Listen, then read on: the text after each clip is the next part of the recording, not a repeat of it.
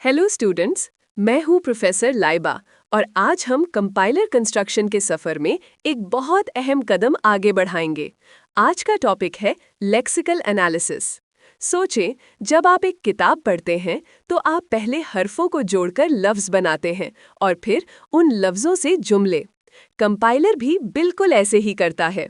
Lexical analysis compiler का वो पहला हिस्सा है जो आपके कोड के कैरेक्टर्स को लफ्ज़ में तोड़ता है, जिन्हें हम टोकन्स कहते हैं। ये आगे के एनालिसिस के लिए बुनियाद फराहम करता है। इस लेक्चर के लिए आपको प्रोग्रामिंग लैंग्वेजेस का थोड़ा बहुत आइडिया होना चाहिए। चलिए शुरू करते हैं। तो लेक्सिकल एनालाइजर है क्या? टेक्निकल ज़बान में ये एक प्रोग्राम है जो आपके सोर्स कोड के कैरेक्टर्स को पढ़ता है और उन्हें छोटे बामानी यूनिट्स में ग्रुप करता है, जिन्हें हम टोकन्स कहते हैं। एक आसान मिसाल से समझते हैं। फर्ज करें लेक्सर एक वर्ड स्पॉटर है।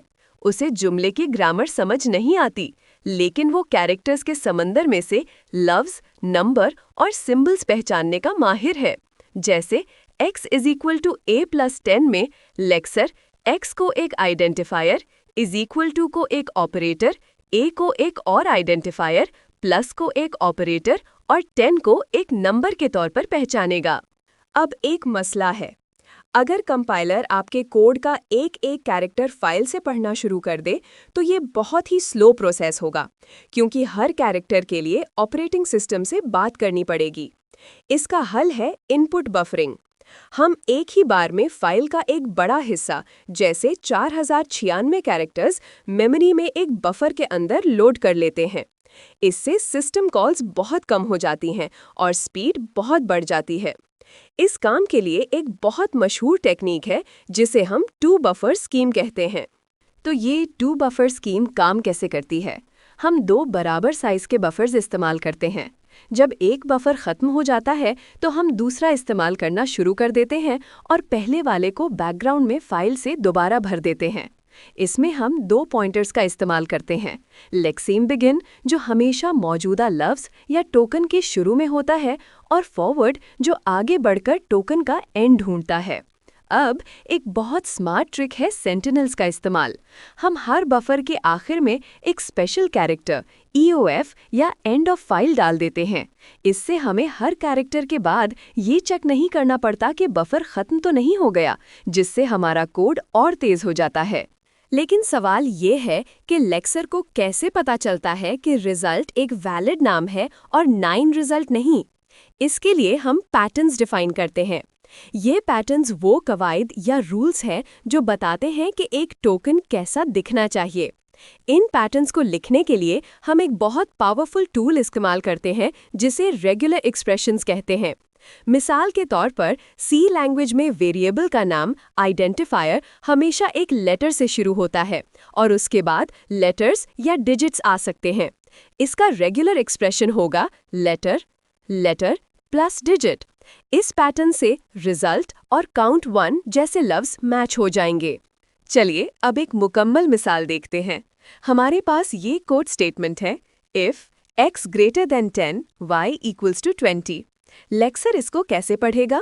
पहले उसे इफ़ मिलेगा, ये एक कीवर्ड है तो टोकन बनेगा कीवर्ड इफ़।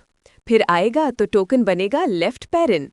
फिर x मिलेगा जो एक आइडेंटिफायर है तो टोकन होगा ID x।